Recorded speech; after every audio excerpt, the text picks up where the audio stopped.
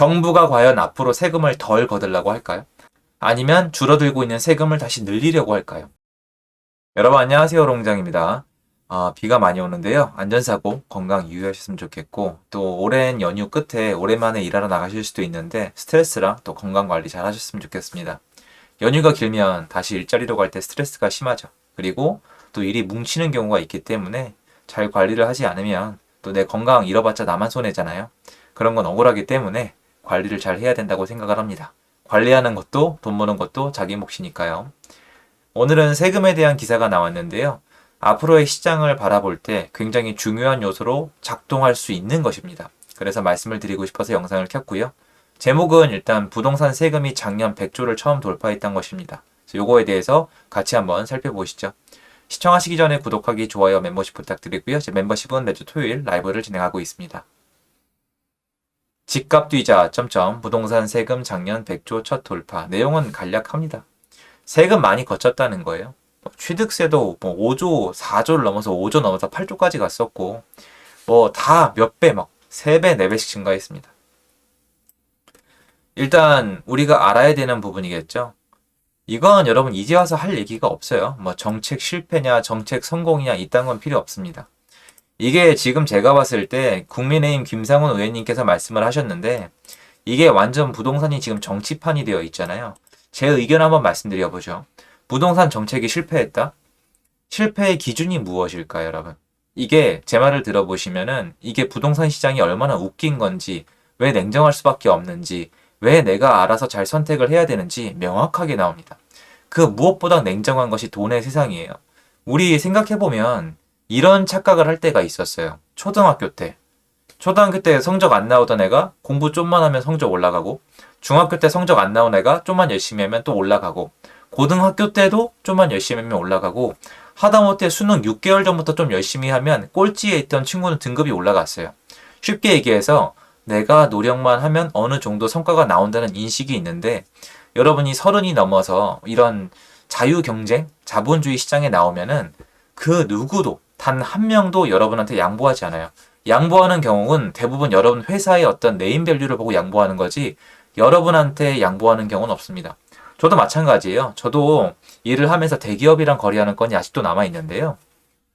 거기 대기업에 있는 직원분이 한 분 계신데 정말 너무 냉정하세요. 정말 저한테 말을 좀 함부로 하시더라고요. 그런데 저는 별 대꾸를 안 했습니다. 자본주의 대꾸라고 하죠. 왜냐면 그분이 무서워서가 아니라 그분이 속해 있는 기업과 트러블을 만들고 싶지 않아서고 그 기업의 네임 가치에 맞지 않는 업무 태도를 가지신 그분에게 얘기하기보다는 다른 분한테 말씀을 드려서 이분이랑 연락을 안 하게끔 만들었거든요.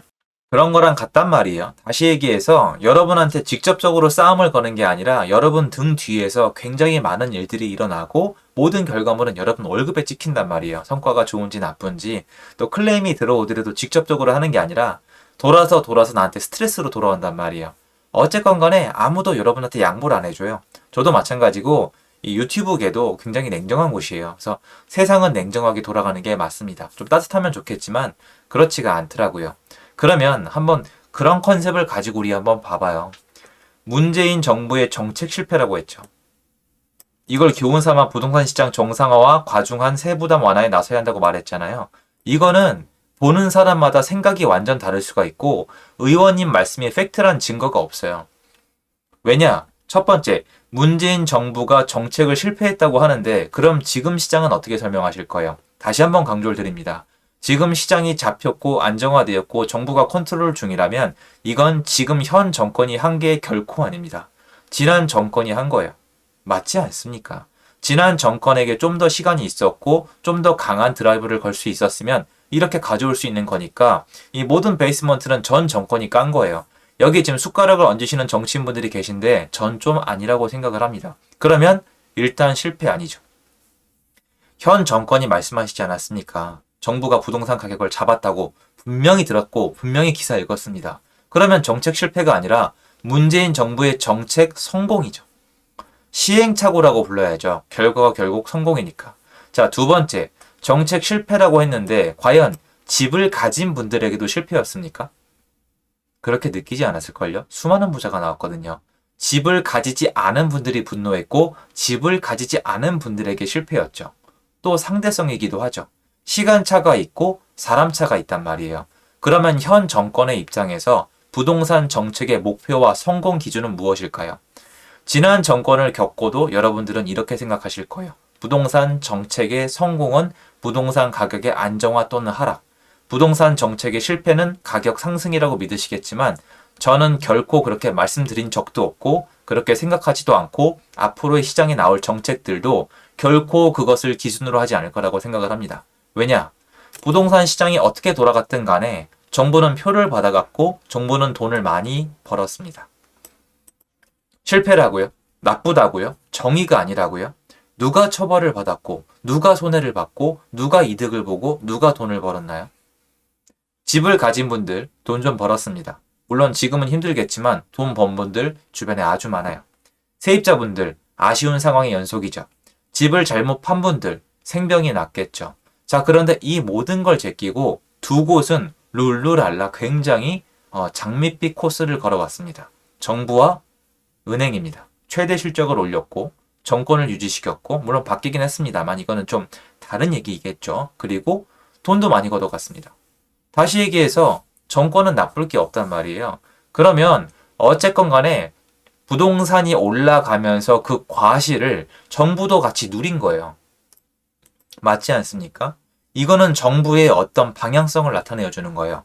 정부는 세금을 걷어가는 걸 굉장히 좋아합니다.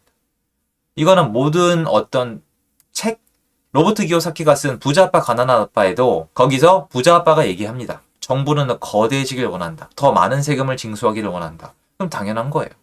의도했는지 안 했는지 모르겠지만 이걸 가지고 정책 실패라고 할 수는 없습니다. 제가 이 얘기를 왜 하느냐. 앞으로는 어떻게 될까요?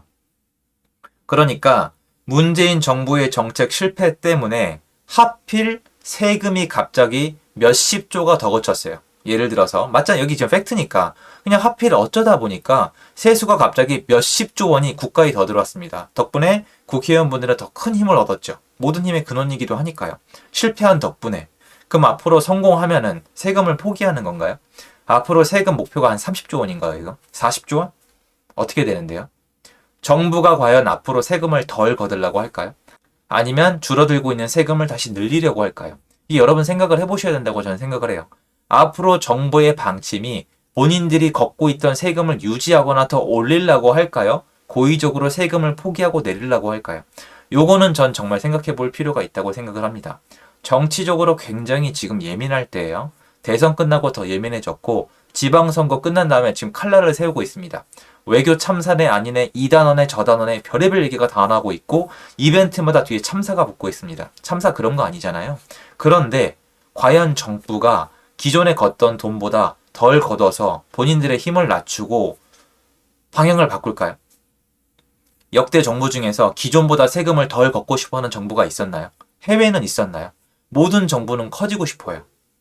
본인 밑에 부하 직원이 100명보다 1000명이 좋고 예산이 1000억보다 아시겠지만 1조가 좋고 똑같은 거잖아요. 그러니까 제가 봤을 땐 이걸 지켜보자는 거예요. 과연 국가가 앞으로도 실패라고 이런 식으로 해석을 하신 건 알겠는데 그러면 거꾸로 의원님 말씀대로 부동산 정책 실패 때문에 어쩌다 보니까 세금을 많이 거둔 거라면 앞으로는 국가는 세금을 덜 걷는 방향으로 가는 건가요? 전 그게 궁금합니다. 시장 정상화를 시키고 세금을 덜 걷는 방향으로 가는지 과연 정권이 이번에도 지금 당장은 줄어들겠죠. 시장이 완전 페일리어 했으니까. 그런데 이걸 다시 올려서 세금을 걷고자 뭔가 시스템을 돌릴지 저는 여러분이 여기에 초점을 맞추는 게 맞다고 생각을 해요. 무슨 규제 지역을 풀었네. 그런 다 그냥 눈 감고 이렇게 팔만 흔드는 거잖아요. 아무것도 안 하는 거랑 똑같아요, 사실은. 효과 없을 거. 정책이 나오자마자 1시간도 안 돼서 제가 영상을 올리고 뭐라 그랬습니까? 소용이 없을 것이다. 이건 맞춘 게 아니라 당연한 거예요. 소용이 있을 만한 게 안 나오고 있으니까요. 시장의 본질적인 문제는 터치 안 하고 있거든요. 왜? 정작 중요한 건 표가 되는지, 세금이 얼마나 거쳐지는지 이게 중요한 거거든요. 그런데 우리는 자꾸 다른 거에 언론에게 돈을 주고 정치인분들에게 어떤 우리 에너지를 주고 이러고 있죠. 그거보단 저는 부동산 시장은 돈이잖아요. 재정비도, 그러니까 정비사업, 재건축, 재개발도 돈이잖아요. 돈에 초점을 맞춰서 보는 시각도 별도로 빼놓고 돈을 누가 가져가는지, 과연 그 주체가 돈을 더 많이 받고 싶은지 덜 받고 싶은지도 계속 지켜보는 게 저는 굉장히 부동산 시장을 보는 눈을 성장시키는 데 도움이 된다고 생각을 합니다. 전 쭉 봐왔거든요. 정부는 멈출 이유가 없었어요, 여러분. 말씀드렸던 거예요, 여러분.